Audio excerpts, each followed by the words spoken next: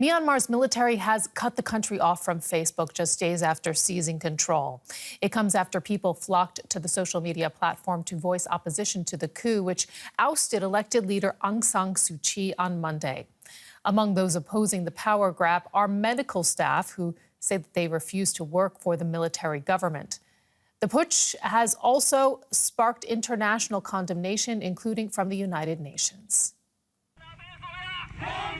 This video of anti-coup protesters in Mandalay on Thursday was shared on social media.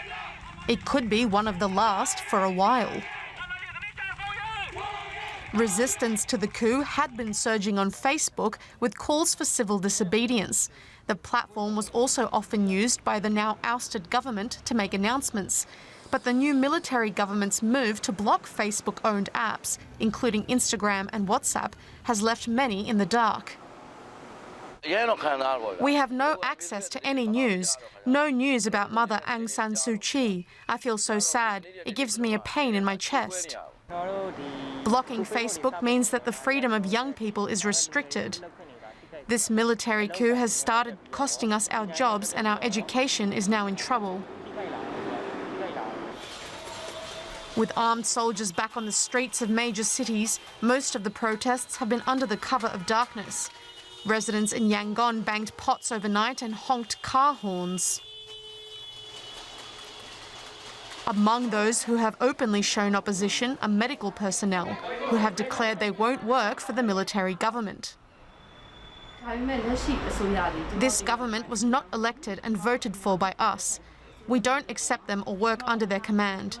So we have stopped providing services at government hospitals.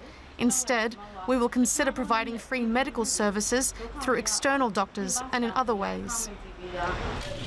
It comes after the detainment of Aung San Suu Kyi and other civilian leaders on Monday, plunging the Southeast Asian nation under military rule.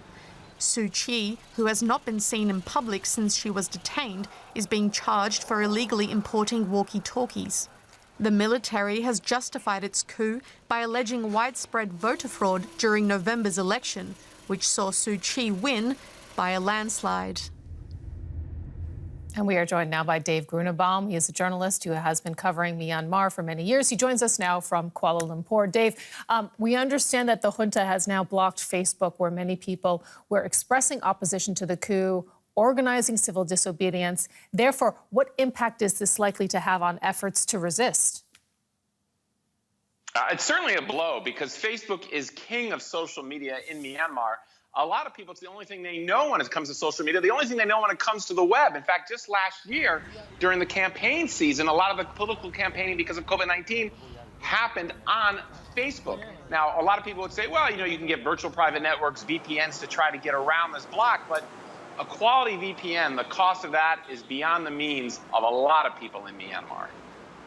Okay, so then what happens next? I mean, are there other steps that the country is also taking, that the security forces, are taking to counter opposition? Yeah, well, first off, obviously people will find other means. Could slow things down. But look, just 10 years ago, most of the people in this country didn't even have a phone. And of course, we know in the past that there were massive demonstrations. The security systems of the security forces, they have an extensive network of informants, or some people would call rats. There are neighborhoods across the cities, there are in the villages across the country, and they lean on these informants to provide information on what people are planning, what people are saying, what they plan to do, and when they plan to do it. So it becomes extremely important for the people in Myanmar to think really hard about who do they know, how well do they know them, and who can they really trust. Wow, those are really a lot of factors to consider. But we know that some people are deciding to speak out, to step out. For example, today on the streets of Mandalay, the country's second biggest city, at least 3 people were arrested for taking part in anti-coup demonstrations. Are further demonstrations expected? Well, you'll certainly continue to see the pots and pan banging at night, the honking of the car horns, the ribbon-wearing campaigns. But are we going to see a real organized mass mobilization, massive numbers, thousands of people marching on the streets of Yangon or Mandalay or other cities in the country?